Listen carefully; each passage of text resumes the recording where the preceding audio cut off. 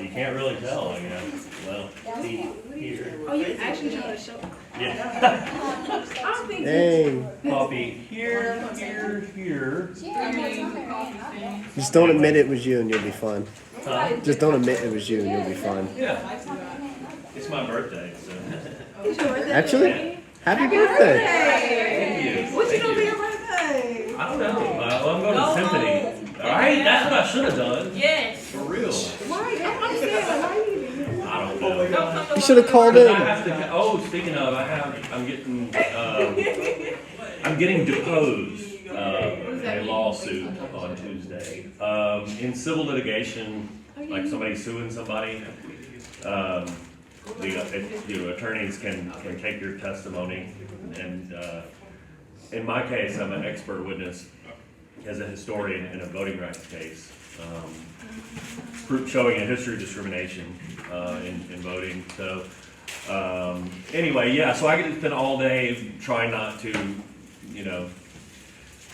let them prove that I don't know what I'm talking about, that I'm biased, that I'm an idiot, this kind of thing. It's terrible. It's really, really awful. But point being, I will not be here Tuesday, so I don't want to cancel today and then be I feel like you should be the one suing. So we're not meeting. do the what? You should be doing the suing. Oh, right. Well, I'm on the side of those who are suing, so that's good. Yeah. Well, good luck to y'all. Thank you. It's not my first deposition, so hopefully I won't screw it up. But anyway. So yeah, no class on Tuesday. I'll post. You better party the weekend. It's going to be. I'm already filled with anxiety. It lasts all day, dude. Like they just sit there and grill you literally all day long. I recommend the coffee that you drink. You know it's going to happen like steady, nonstop the whole time. Anyway, enough about that. I'll post link to lecture or whatever at some point. Quiz 3 is posted, as probably you saw. Questions about that or anything else? Let's do it on Monday, guys, not Sunday. I regret not drinking that Coke. What? You need a Coke? I want one, but I don't need it. I heard that, yeah. Well, I think we did not get to this slide, so let's knock that out real quick. It should dovetail pretty good with going into talking about progressivism. And I don't know if we will achieve getting through this and progressivism and imperialism. We may like Bagley effect into next week, but that's fine. So we talked about early labor unions. Let's talk about, well, what are the demands of those labor unions and how do they try to get ownership, management of these corporations to listen to those demands. The number one tool is a strike, a collective stoppage of work, which could be at any one given factory or plant. It could be all throughout a company, all throughout a city in different industries. It can take different forms and different scope and scale. But there are, in this Gilded Age, hundreds and hundreds of strikes all over the country. We're not just talking about a few rare occasions. The demands you probably could guess. Oftentimes it's better working conditions. If you're familiar at all with books like The Jungle, you'll know exactly the working conditions they have. Quite right. In fact, we're going to take a look at that when we transition to progressivism, talking about conditions in the plants and the meat packing industry in particular. But better pay, obviously, that's an obvious one. And remember, there are almost no regulations at that time, and there's no minimum wage. There's no overtime pay system. You could be required to work, 12, 15 hours a day. Maybe there's no regulations against that. No matter how many hours you work in a week, you're getting paid the same, oftentimes very low wage. I think I mentioned last time, and if not, I should now, that in the 1870s and 1890s, there are prolonged economic depressions, economic downturns, and oftentimes that's accompanied by high unemployment, and again, when there are no regulations, miserably low wages. And so these are among some of the basic demands of labor when we see these hundreds and hundreds of strikes. What is the common response? I think we talked some about this last time. It's typically violent suppression. So that can take several forms as well. We talked about the quote-unquote detective agencies that are basically, armed groups paid by the company to break up these strikes so that the company can hire scabs, that is replacement workers, who are maybe more desperate than the striking workers and willing to work for those terrible wages and terrible hours and bad conditions. Oftentimes that is supported by either local or state authorities. Sometimes like the National Guard of fill-in-the-blank state is called in. And on at least 2 occasions, the United States military is involved in violently breaking up strikes. That would be both in 1894, in the case of Hoxie's Army, which is not an army at all, but a group of workers who assemble in Washington to petition the United States government for any kind of redress, any kind of response to their demands. And the response of the government at that time is to call in the army to run these people out of town. And then the Pullman strike is in Chicago. The Pullman company made railroad cars, and the workers there went on strike, and as part of their strike were like blocking the railroad, like shutting down the railroad. And the argument of the government is, well, that's impeding the progress of the United States Postal Service. So this is a federal issue that allows us to call in the army to break up this strike and clear up and free up the passage of trains in and out of Chicago. Other examples I can think of, the one in particular that would just show you this is not always just like factory workers. Miners could go on strike too, particularly the coal industry, where conditions were really bad in the coal mines. And in one case out in Colorado, they had a prolonged strike against the coal company there, and as part of that set up like a tent city where they would camp out outside of the mines and picket, that is, march out there with signs that say this company is terrible for all these reasons. And the Colorado National Guard and mercenary forces of the company came out and just destroyed the tent city and killed, I think, like 40 people. And more or less got away with it. And then there's the Haymarket affair. And a regrettable affair that was indeed. It's also in Chicago.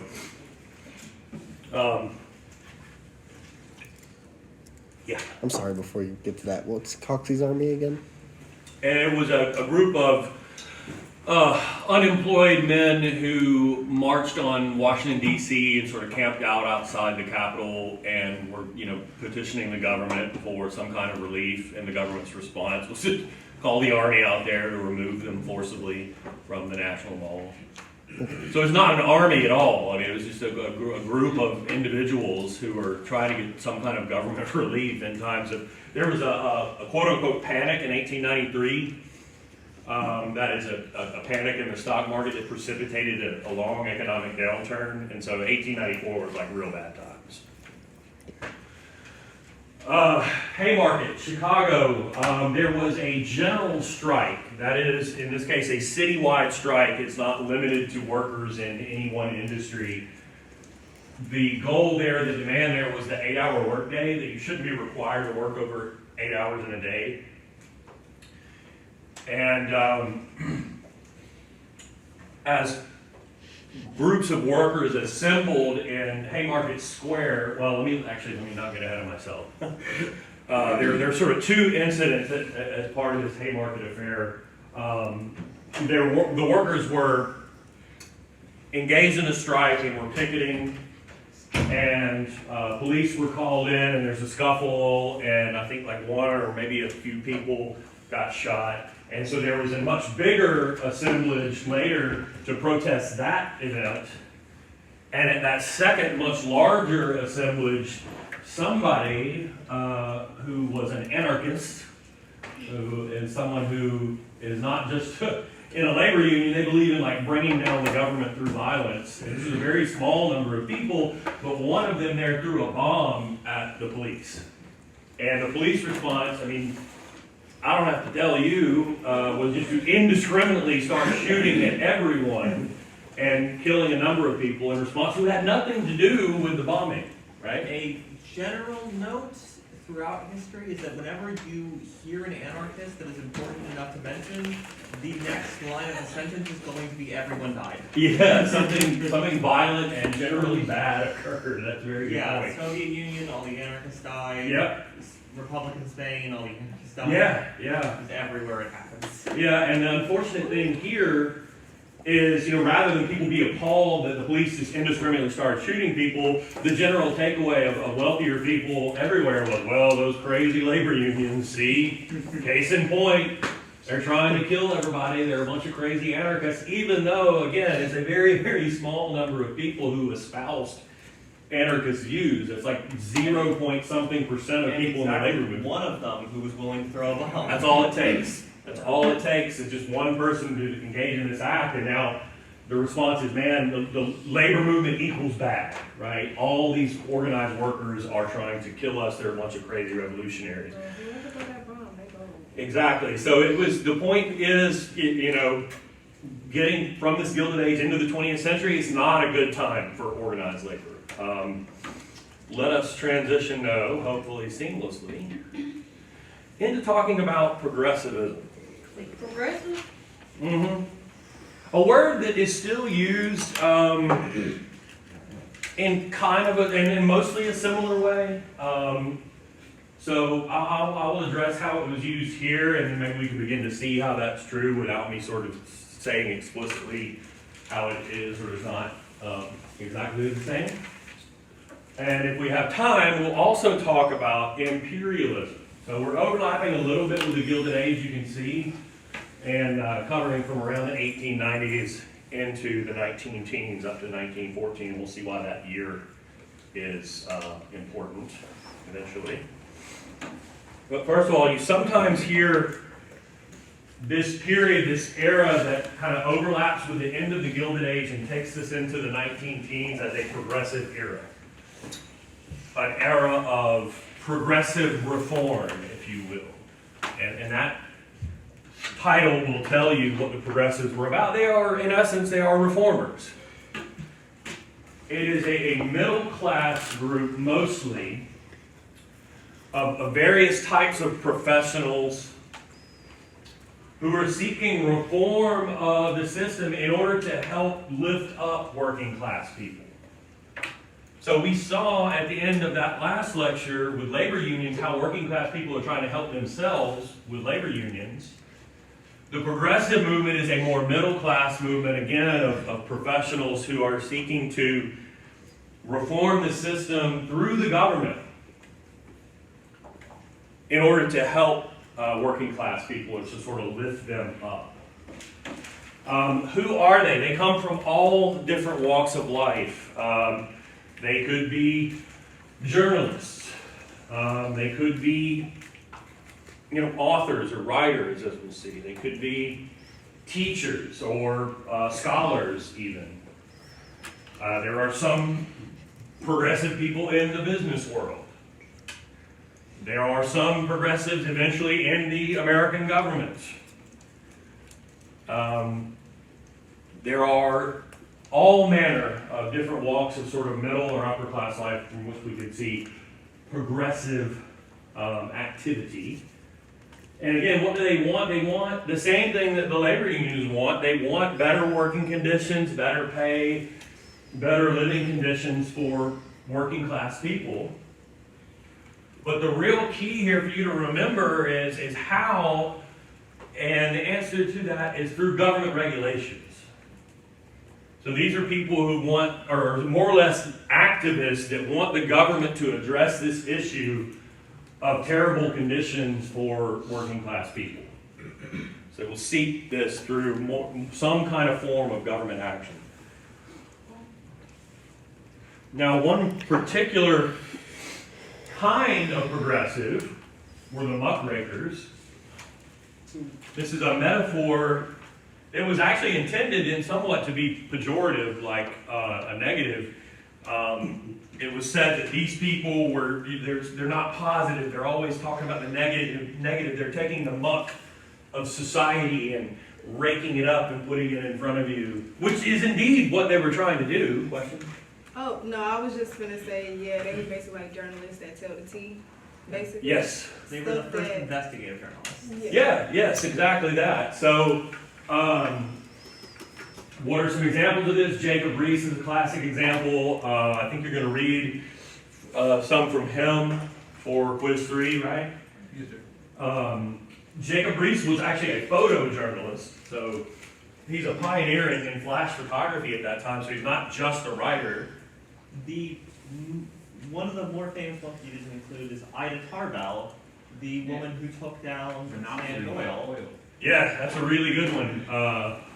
Which I get that one sometimes on quizzes, and I'm like, I didn't lecture about her, but yeah, And actually, she was one of the ones that Muckraker was originally intended to apply to when the term was first drawn up.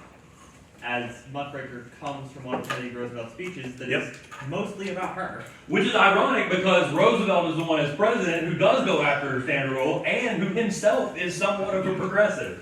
Yeah, he just didn't. Oh yeah, he didn't like him, but he did listen to him. Exactly that. So Reese, for his part, was focused at times on, especially on living conditions in the cities, and so he would go into the tenements and photograph how people lived. I think that photo at the beginning of the Gilded Age lecture was a Jacob Riis photo showing, 6 people living and sleeping in this one-bedroom apartment and that kind of thing. Little kids sleeping in the street and this sort of thing. He has one piece that I used to use in this 2110 class that talks about people abandoning babies on the streets of New York City and how they end up in these terrible orphanages and that kind of thing. But his most famous work was a collection of his photographs of the tenements that he edits and analyzes and publishes and calls How the Other Half Lives. The other half meaning poor people. And the idea is to publish this and put it in the face of middle and upper class people who didn't go into the tenements. They didn't know what it was like in, Hell's Kitchen in Manhattan, or in the Jewish quarter of southeastern Manhattan, or wherever else that poor people were living in these ghettoized communities. And so he wants you to see that, he wants you to be appalled by it, and he wants you to, pressure or otherwise vote for government officials who are going to do something about it. Right? Does that make sense? Another and sort of unintentional muckraker, you might say, is you alluded to The Jungle earlier. Upton Sinclair. Any of y'all read The Jungle or parts of it? Oh, I mean, a little bit. All right. I'm familiar with what it's about, but I haven't read it.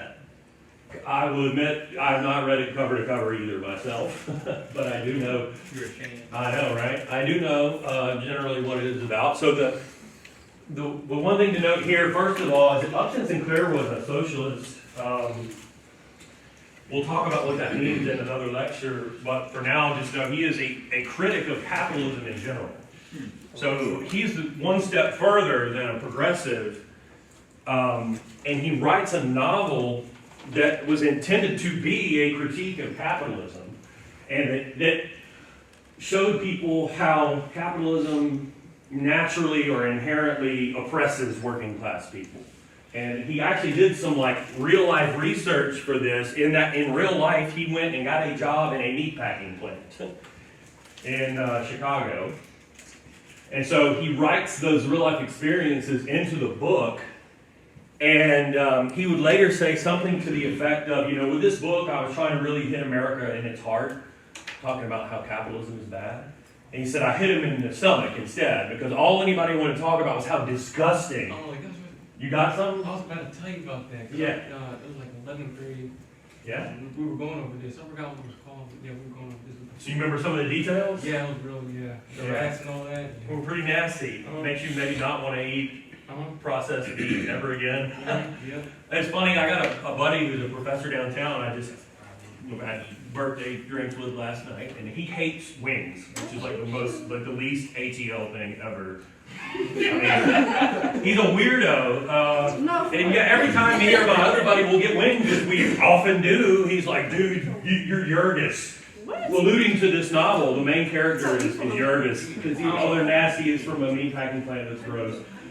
But the point being now, I mean, that's heavily regulated now. It was not back then. Yeah. Right?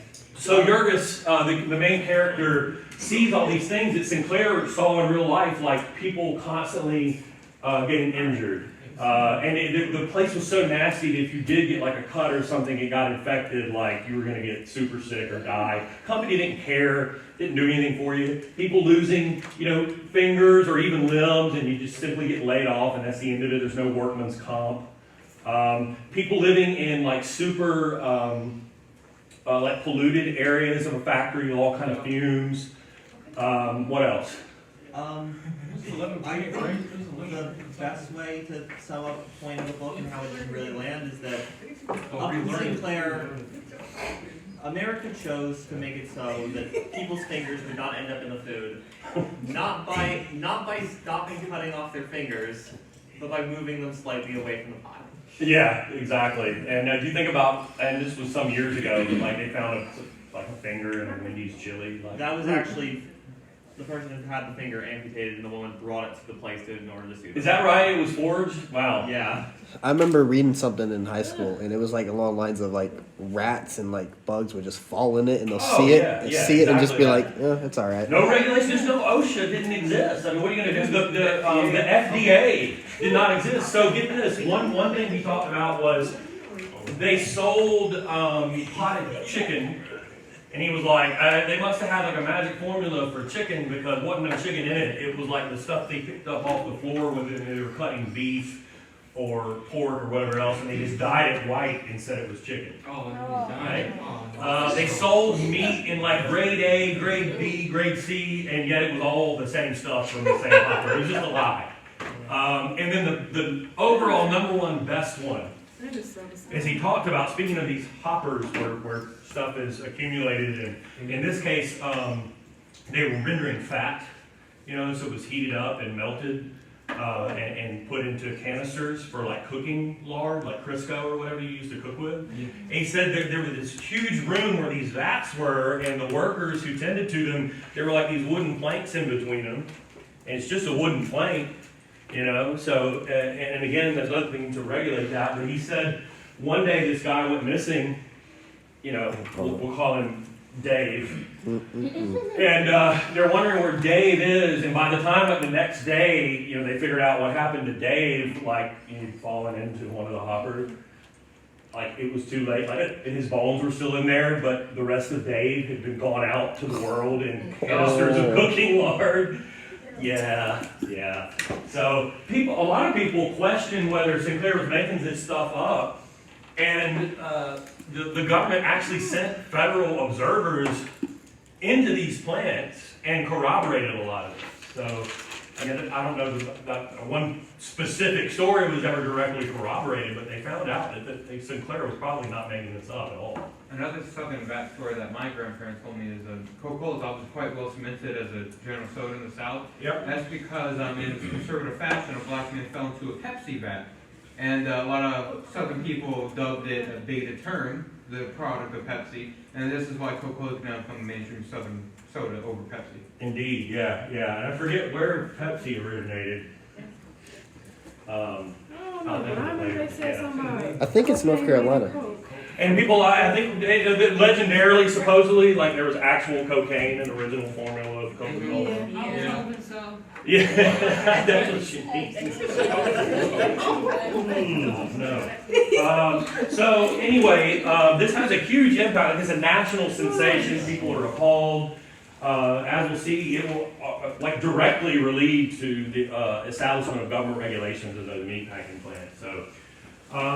Other examples of progressive, like a different kind of progressive, would be Jane Addams. Addams is among those women of this period who decide they're not going to conform to what society expects of them, which is to say to avoid higher education, to get married and to have children and be a homemaker. Instead, to not marry, to pursue education, and in this case, to become an activist. A progressive reformer. She's among those who established settlement houses in cities. In her case, that would include Hull House in Chicago, on Chicago's west side, which is an area where a lot of immigrants were moving. Remember, during this time, immigrants are coming to America and settling in cities. You said what type of houses? Settlement house is initially intended to help immigrants get settled, right? That's where the name comes from. So to work with immigrants, getting them settled, finding them a place to live, connecting them with friends or family, or otherwise people to help them, getting them a job, and so on.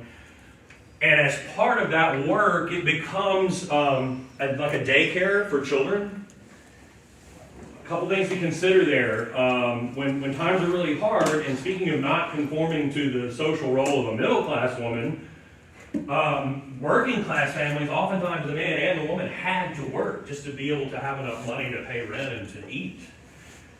And also remember, there are no regulations against child labor at the time. So if mom and dad are settling and working, two options for kids at a time before there was compulsory K through 12 education. Like, it wasn't like, well, they're obviously going to get enrolled in a public school. That was not the case. So either they were going to end up working and getting exploited and paid some really miserable wage for doing probably dangerous work, or they're just running amok all over the city doing God knows what. So the settlement houses like Hull House would actually be daycares for these kids and teach them, to read and write. They oftentimes for the first time, the English language. And from there, it develops into even like a home base for all kinds of progressive activism, because they started to petition the city government to address some of the concerns of poor working class people and especially immigrants. And then they start to see corruption in the city government, and so they start to go after and seek to expose that corruption and try to clean that up too. So every couple of years, I see some lunatic on the internet yelling about how awful it was for poor people that child labor got banned. It's like, how are they going to support their families? Was that a thing at the time? Was that an argument? Yeah. I was like, why not? The kids can help put food on the table. I mean, what's wrong with that? I think about Cody's film last night. And Jen making the kid work. And the second thing is, one of the big things that helped push for safety regulations was the triangle shirtwaist fire. Yeah, that's a good one. So, let me actually, we'll do that. There was a company in New York that made shirtwaists, so the shirts, blouses, I guess. And it had women there operating these sewing machines, like these industrial strength sewing machines. And the management of the company got pissed. And this is not like a huge one-floor factory. This is New York City, so it's like a tall building, and they're on like the, 5th or 6th floor. And the company got irritated that the women were taking like smoke breaks. And their response to that was to lock the doors of the factory room. And a fire breaks out. The doors are locked. They can't escape, and they either die in the fire or jump out the window and die. I believe they also had fake fire escapes. Huh? I believe they also had fake fire escapes. Yeah. So there's no regulation stating that you have to have an actual workable fire escape at that time either. There's no building codes and that kind of thing. So a lot of those, all of those women, I think, or most of them died in that terrible, tragic actually, accident. a lot of them survived and went on to be a big part of the movement. Oh, well, that makes perfect sense. Yeah. Let's assess the success of that movement. If you have a reform movement that's seeking change through government action, there is no higher success than securing the passage and enactment of a constitutional amendment. And there are 4 successive amendments that we can consider in one way or another progressive. And so I made you learn 13, 14, 15 for the first, for this quiz, right? And now I will have you learn. Oops. Well, it'll be on the midterm, I guarantee you that. And you'll also have to know 16, 17, 18, 19. So these are, in one way or another, progressive amendments. Do you know what any of them are? No. I know I only 19th. know one of them. Which? I know Well, I know the 19th. Which one is it? Women's rights thing. Yes, women's suffrage movement, 19th Amendment, though finally, after Marching decades. band thing on it. Yeah. So the 19th Amendment secured the right for the constitutional guarantee for women to vote. And that was ratified, it was either passed or ratified in 1919. I think it was ratified in 1920, which is crazy to think about, or maybe totally not at all, that was 100 years ago. The anniversary of that just passed 3 years ago. So not that long ago. What about any of the rest of them? The 18th one, that was like legalizing alcohol. Yeah, so the 18th. And the 17th Amendment was illegalizing alcohol. Yeah, so. Prohibition. Well, okay, so we're on the right track. The 18th Amendment established the prohibition on the manufacture and sale of alcohol. It's the Prohibition Amendment. It made it illegal to manufacture or to sell alcoholic beverages. Right? Which is, if you like to enjoy a drink, fortunately, the one constitutional amendment in the history of America that was subsequently repealed in the 1930s by way of the 20-something amendment. I can't remember. 21st. Thank you. So that was later taken off the books. So that 18th Amendment prohibiting the manufacture and sale of alcohol is the only constitutional amendment later removed.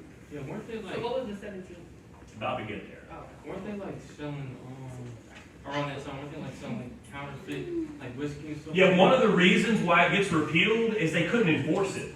I mean, America learned if people want to drink, they're going to drink it. Kind of like now,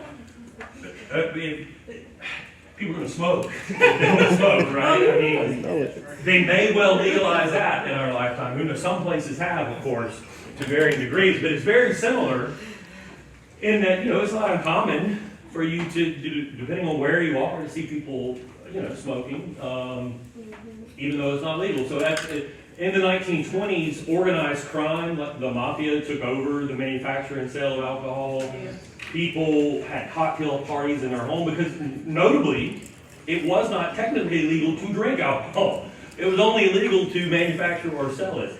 So if you could get a hold of it and you're drinking in your home, like the federal government doesn't have the resources to come knocking on your door. Obviously, you must have had all that alcohol before the amendments. Bingo, exactly. Okay, so quick question. Did they have like an age limit like how we have now, 21? Well, no, it was totally, you mean before?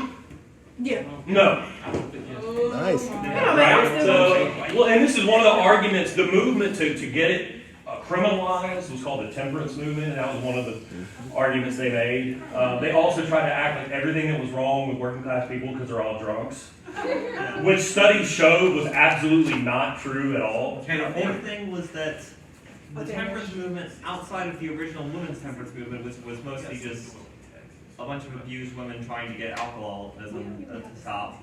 The later, full temperance movements would essentially play on every single fear of every single political group.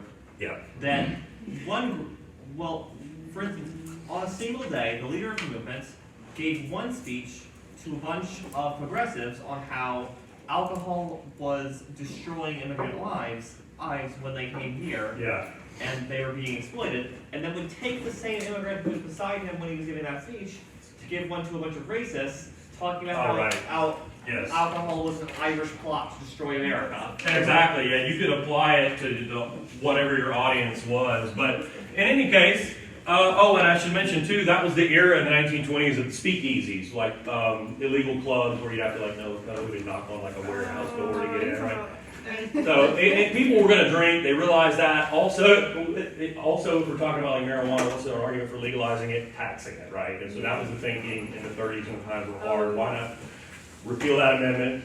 Governments can tax it. You can use that tax revenue for social reform. Whatever.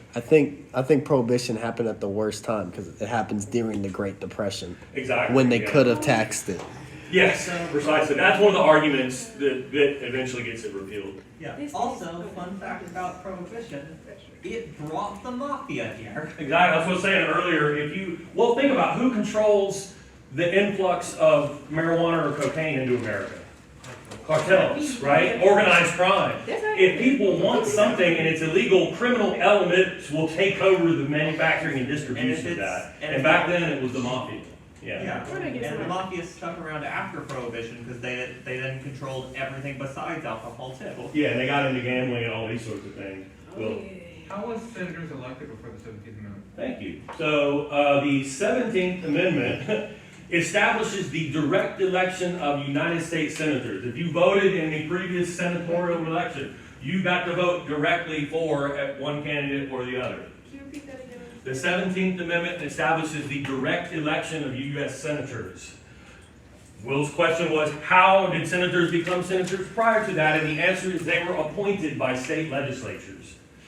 At a time when state legislatures, like many city governments, were being exposed for deep corruption, and the thinking was they were putting in place senators who would just do whatever the hell they wanted. And an argument is made is, wouldn't it make, the James Madison type founding fathers happy if people got to directly vote for who they wanted to be a senator? And that's what the 17th Amendment does, and we've done it that way ever since. They're no longer appointed by the state legislatures. Doesn't that indirectly limit state power if you can't directly put officers you want?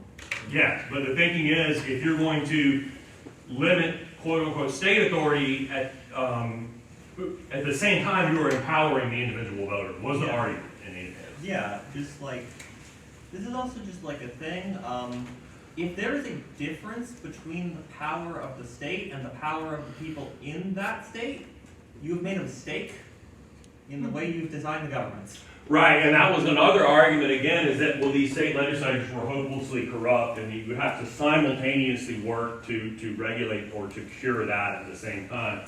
What about 16? Everybody, well, if you have a job, you know what the 16th Amendment is. Unfortunately, The federal income tax. Uncle Sam. Yeah, prior to that, there was no federal income tax, and of course, ever since then, there is. So every paycheck that you get, a little is deducted to go to the government. How is that progressive? It is called the progressive federal income tax. Oh. The thinking behind the design of that tax was that you would have a graduated tax system with different tax brackets, and that you could tax, like, people below a certain level pay no income tax to the federal government. People at a certain income tax level pay, maybe 8%. Above that, it could be 15. Above that, it could be as high as like 30-something% if you make over a certain amount of money. The hope and desire was that the federal government would use that revenue to redistribute wealth in America and to help uplift poorer people. Now, having said that, you can see in the 1920s, when we talk about that decade next time, if you have a more conservative federal government, they could adjust those rates and lower the taxation rate on very, very wealthy people and not spend as much money on social programs. So it would depend on who's in control of the government as to how well that worked or not. Yes. Income tax, this actually comes down to progressive and non-progressive taxes. Income taxes are called progressive taxes because they affect you depending on how much money you have. Yeah. So they will be considered even and fair. Yeah. While things like a sales tax or tariffs are considered non-progressive taxes, as they punish people with less money so much more. Right. Yeah. Sales tax would be an example of a regressive tax in Yeah. that, right, it affects, working class people Yes, more than the somebody who's federal very, very government wealthy. I think it's very interesting because it seems as if the more money you make, you eventually don't have to pay any taxes. Well, you have a lot of loopholes now, right? So Yeah. there are ways that hyper wealthy individuals can get around shit. Poor people have to pay a couple $1,000s a year, while rich people have to pay $0. That Right. doesn't make sense anymore. It also Indeed. depends So, on beyond those constitutional amendments, what we see in terms of progressive success in general, or more broadly, is getting the government, and especially the federal government, but also state and local governments, to move away from, to some degree, a general policy of what they would call laissez-faire, which is a French phrase meaning let them do, let them be, with them representing like the economy and big business and corporations. It is sometimes translated as a hands-off policy for the government, to just let the economy regulate itself, and that what Adam Smith, the father of capitalism, would have wanted for the force moving the economy to be the so-called invisible hand and not the government. That the government should stay out of economic matters and business matters. During this period, the progressive period, the government is moving away from that stance and towards one of regulation to some degree.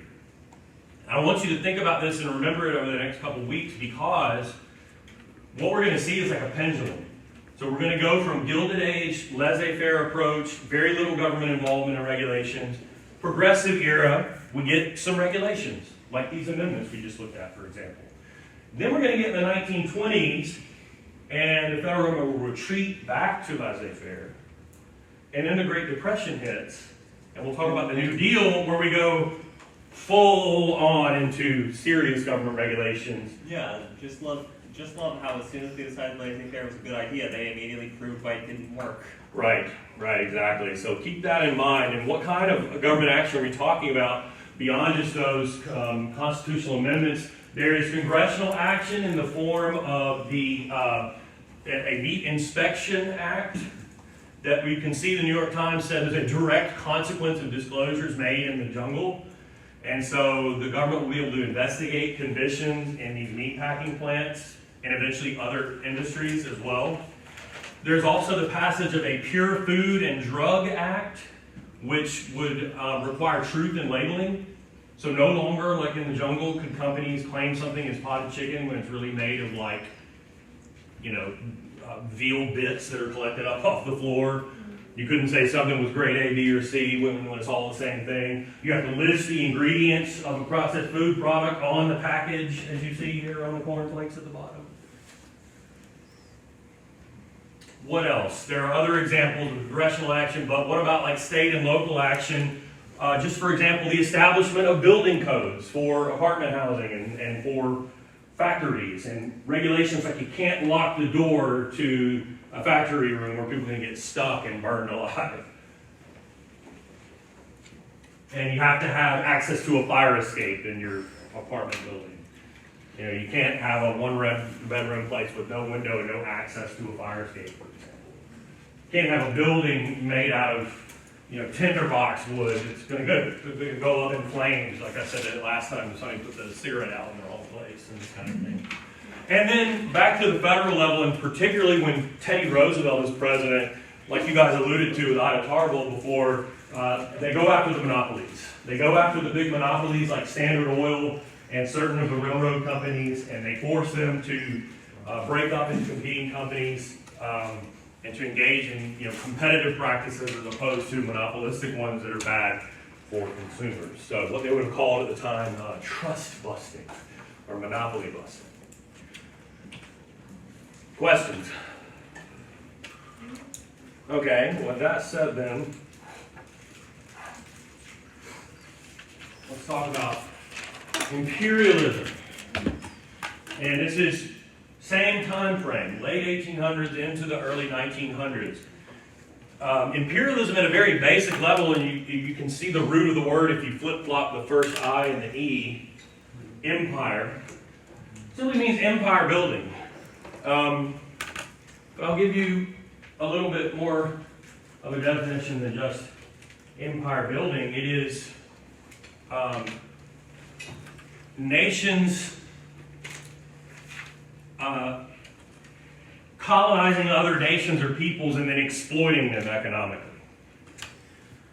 Nations colonizing other people and exploiting them economically. And I will add to that, industrialized nations.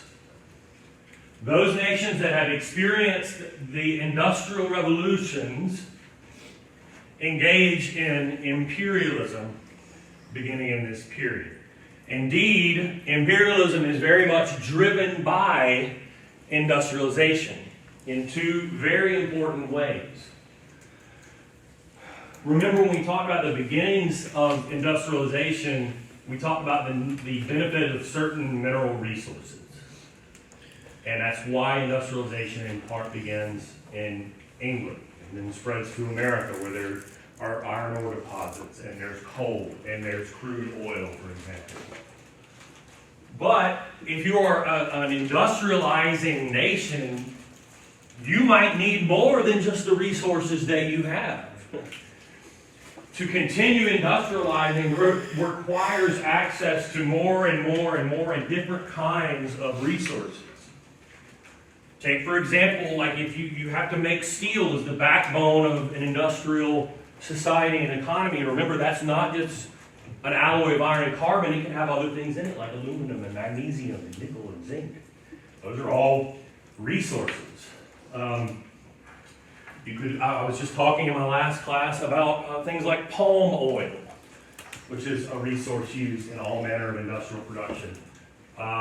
You might need, for example, if you were developing an auto industry, rubber to make tires. And certain of these resources, by the way, speaking of palm oil and rubber which comes from trees, by the way, may not, you may not have those, they may not grow indeed in Britain or America or France, but they do in, say, West Africa. Which gets to the second point. If you are an industrialized or industrializing nation, not only do you have this demand or need for resources, you also have the military technology to take those resources by force. That's the twofold impact of industrialization on imperialism. You have a need for resources, and you have the ability to take them by force, if necessary, by colonizing and exploiting other people. And so, for example, like I said, you have the ability then to go in and literally take territory from people in West Africa, or in Egypt, or in the Sudan, or in South Africa, or let's say, one of y'all mentioned last time the underwater telegraph that is coated in latex, which doesn't exist in America, Britain, or France, but does grow in Vietnam and Southeast Asia. And there are other resources in, say, Indonesia or in India, like maybe you need access to a much broader cotton market if you're Britain, and the American Civil War has disrupted the export of cotton from America. Why not just go take it from India? Hell, why not, in fact, colonize the entirety of the Indian subcontinent, which is what Britain does, for example. Will silk do that? Like silk? Yeah, absolutely. That would that's used in the textile industry by this time, yeah. An important note is that Britain kind of stumbled into the conquest of India. This was not at a time where Britain could just do that. India was way more powerful than Britain for a lot of this. It was a very gradual thing. Yeah. Yes, that's absolutely true. So in some cases, it's more immediate, it's more direct. There is always resistance in places like South Africa with the Zulu, for example, the Sudanese Mahdi army, for example. But if you are these nations, you have steamships and ships of war with heavy artillery, and you have machine guns that you can deploy on the field of battle. And there are examples of very stiff resistance of armies that are many times the size of that of Britain or France or whoever, but you stand no chance when you have bows and arrows, swords, spears and such, and they have machine guns. Most of the countries that did not have to worry about this at the time are ones that had alliances with countries like Portugal, and thus already had counters to this. Yeah. Like Ethiopia in particular. Which is, well, I'll talk about Ethiopia, I think, just in just 1 second. But first, these nations also will justify what they're doing with racial superiority theories, or racist theories, in other words, just racism, plainly put. Hopefully you all know who Charles Darwin is, who explains to us the process of the evolution of species. But there's another gentleman named Herbert Spencer, who takes Darwin's scientific explanation of evolution and applies it, in his mind, to the development of human civilizations.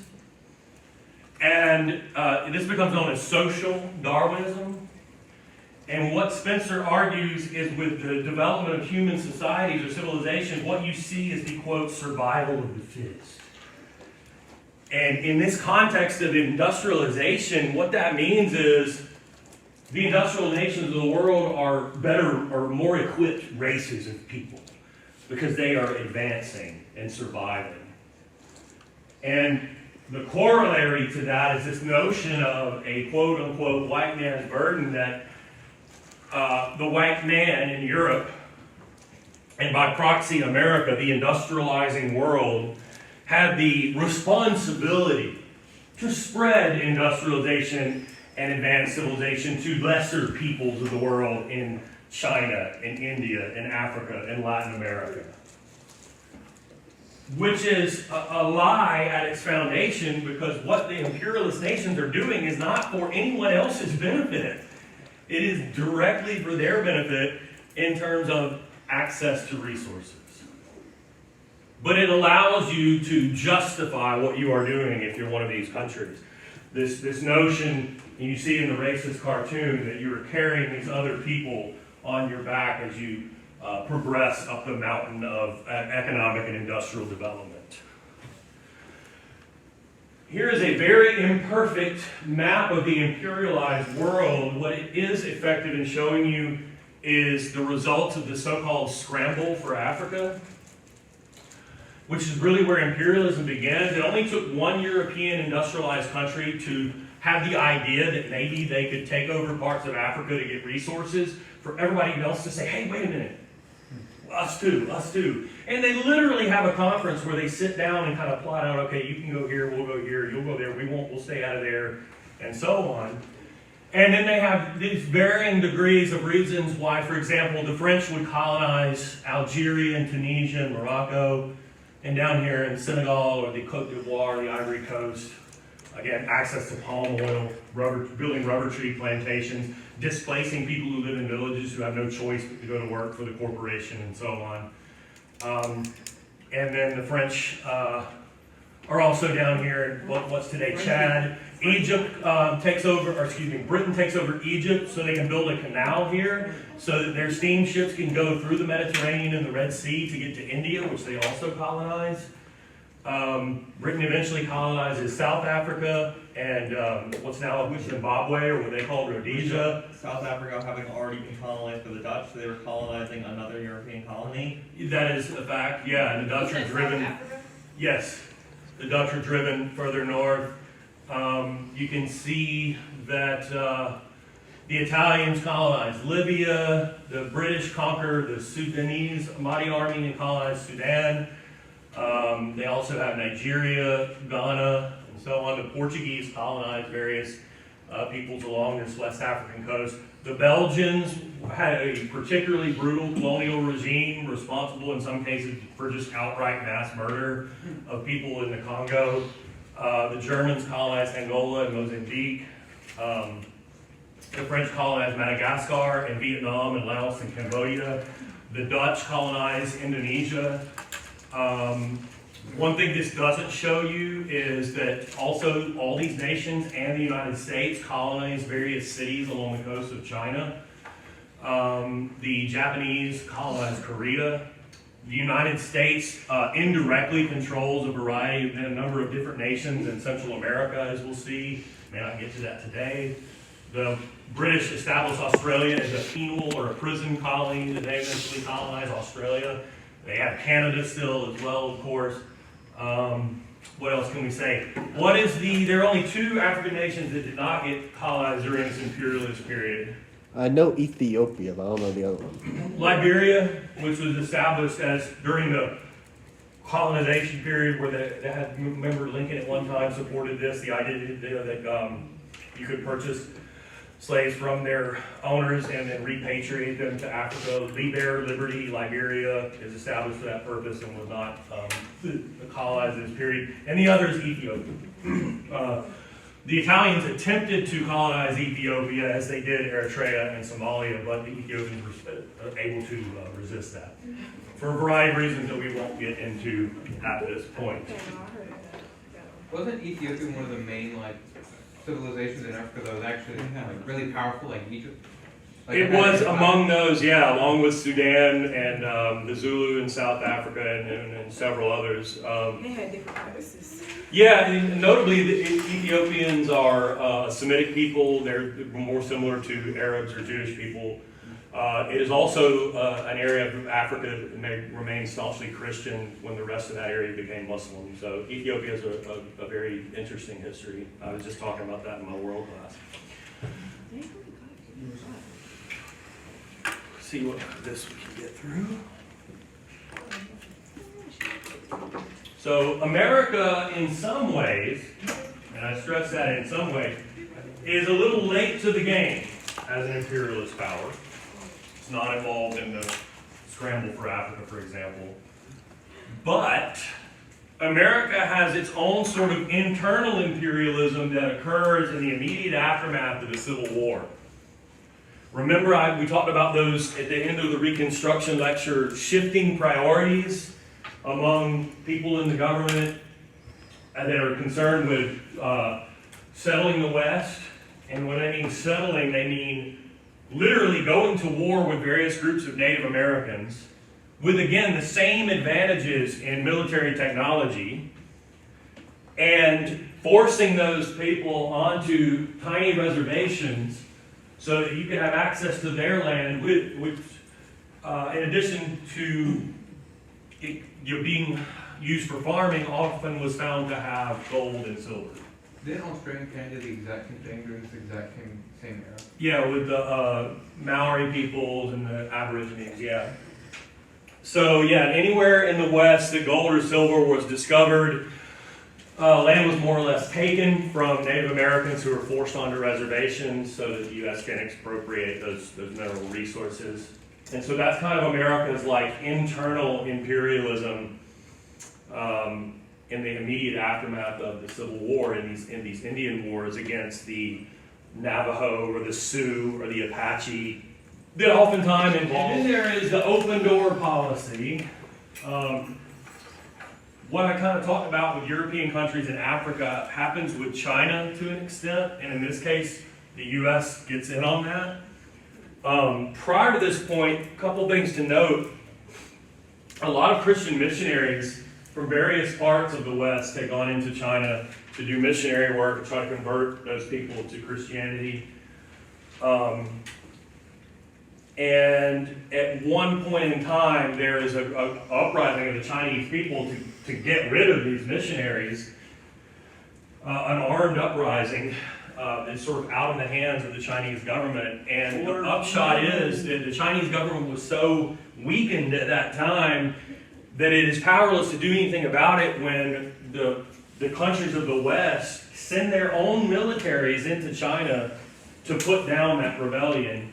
And then to argue that the Chinese government owed them for doing them a favor, supposedly, and that the result of that is what they call the unequal treaties. Unequal treaties were those that gave industrialized nations exclusive access to and eventually outright control of port cities along the coast of China.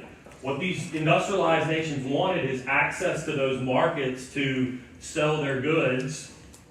And what they end up getting is not just unfettered access, they end up getting just outright control of these cities, which become little outposts of Britain, France, Russia, America, where like the Chinese law doesn't even apply to your officials and company people who are living in those cities.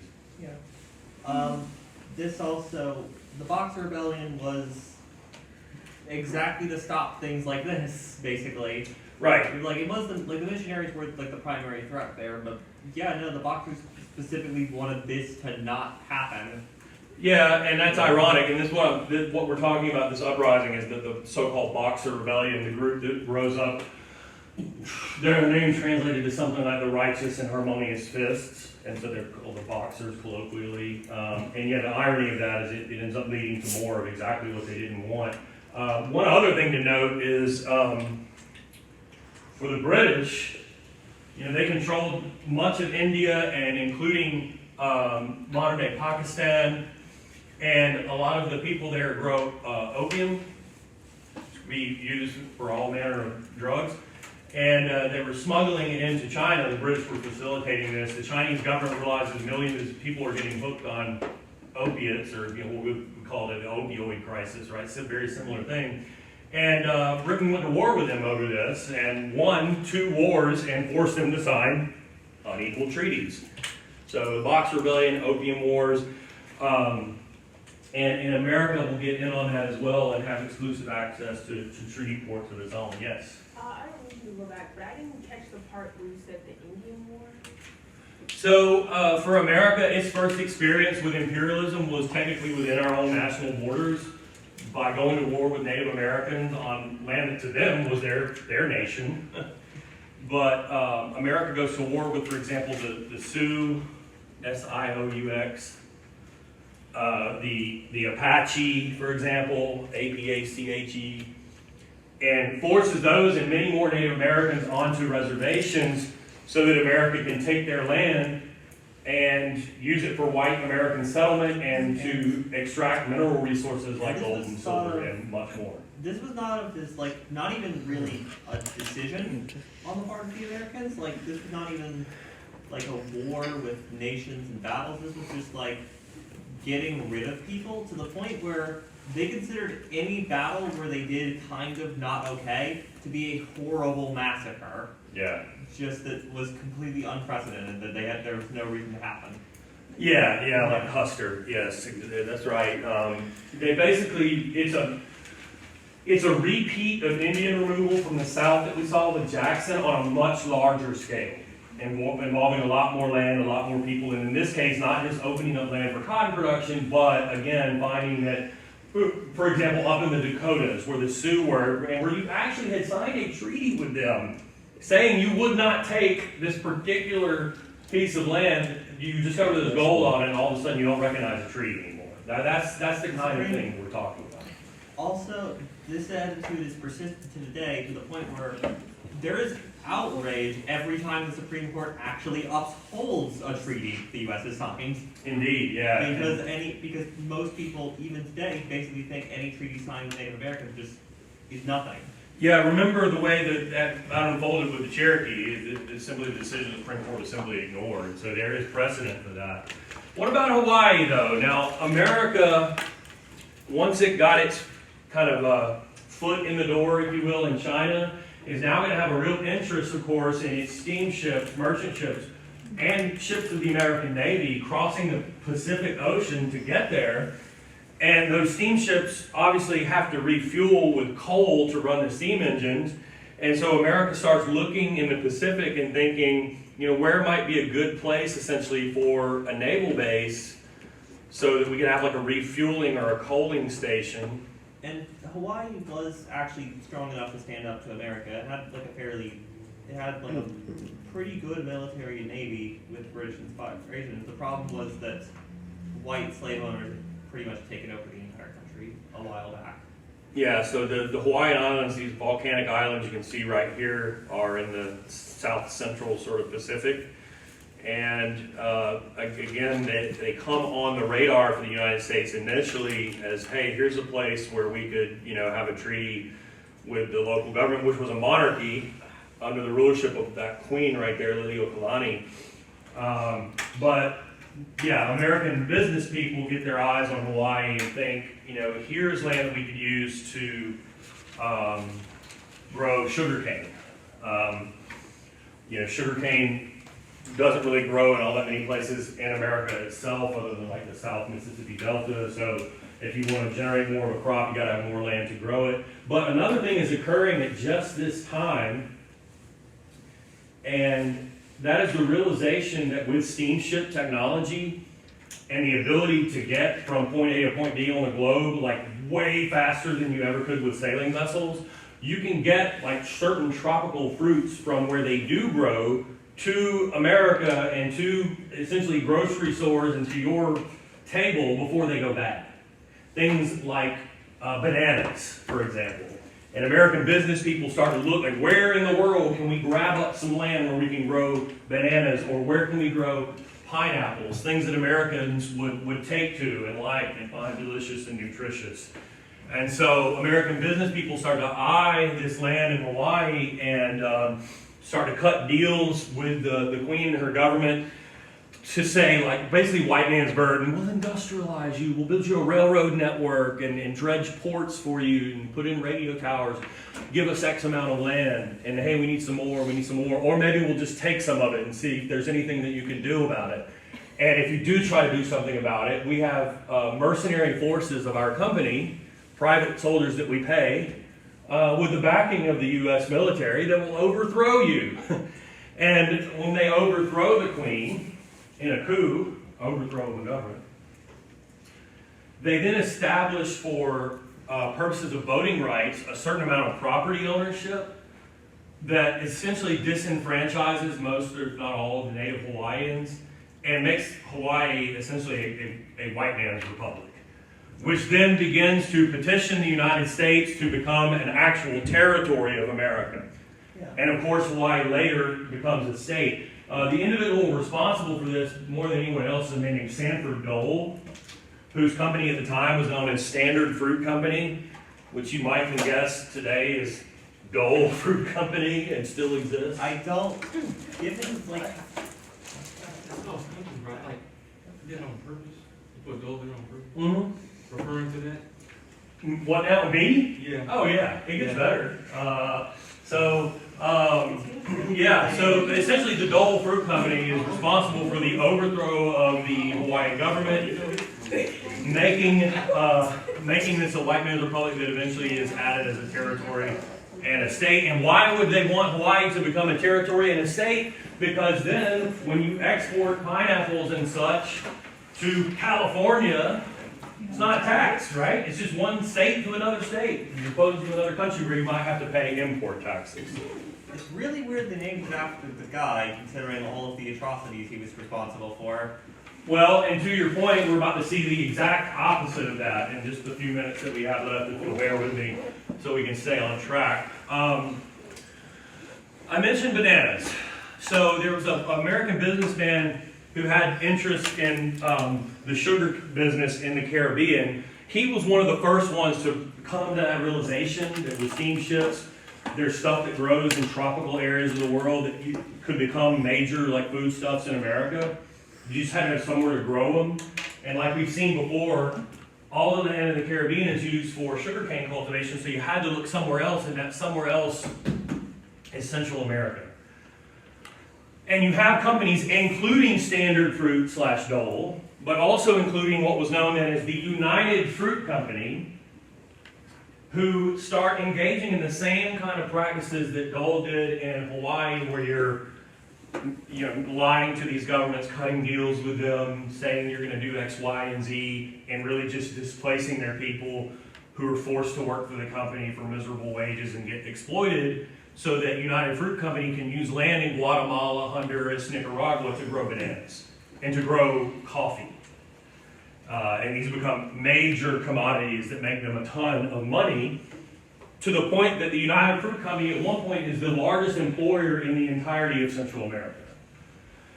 And by the time any of these governments try to realize their folly and try to stand up to these companies, it's the same thing that happens in Hawaii. The companies have mercenary armies that work for them with the implicit and sometimes explicit backing of the United States military, and at times engage in the same kind of thing.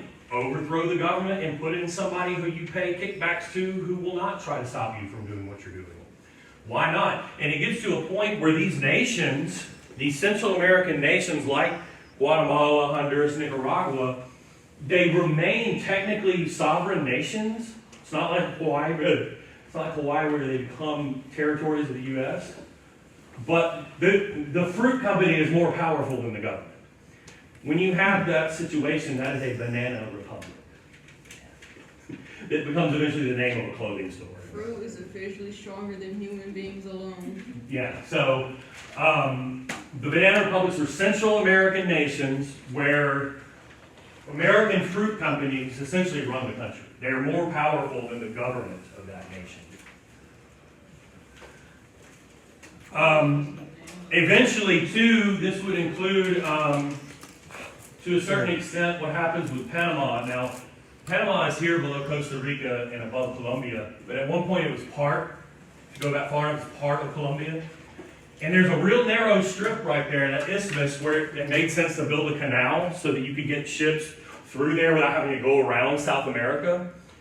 But it's dense jungle and there's elevation changes that made it a real engineering challenge. So efforts on the part of like the French government and others before to work with Colombia to build it had failed. The United States takes that up here in the late 1800s, early 1900s, or tries to, I should say, and the Colombian government resists. It doesn't want to accede to America's demands, having seen what American fruit companies were up to in the rest of Central America. So the United States CIA worked with the Panamanians to engineer a revolution in Panama, where Panama becomes independent and signs the treaty with America to build the Panama Canal and let America control it for the next 100 years or so. It has since reverted back to Panama, but the canal itself was a little outpost of America for a long time. Okay, so final point, you mentioned like it didn't make sense for them to rename Standard after Dole. We know he's this terrible person. Well, the opposite is true for United. Everybody knows the violence and exploitation that United was responsible for.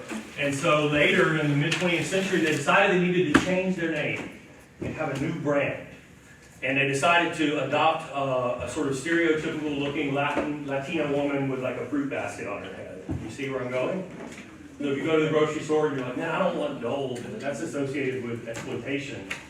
What are your options? Well, Del Monte, which does the same thing in California, or Chiquita. United Fruit Company is Chiquita. So next time, get some bananas. I get to pay extra for the organic stuff, but yeah, your choices are pretty slim.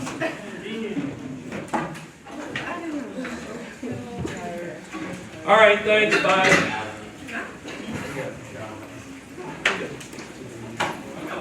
You went really fast today. Sorry. My hand hurts. It's his birthday, come Right? Yeah, I'm sorry.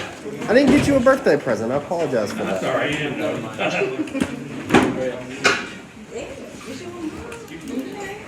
Also, I thought Rihanna and Beyonce were the same person.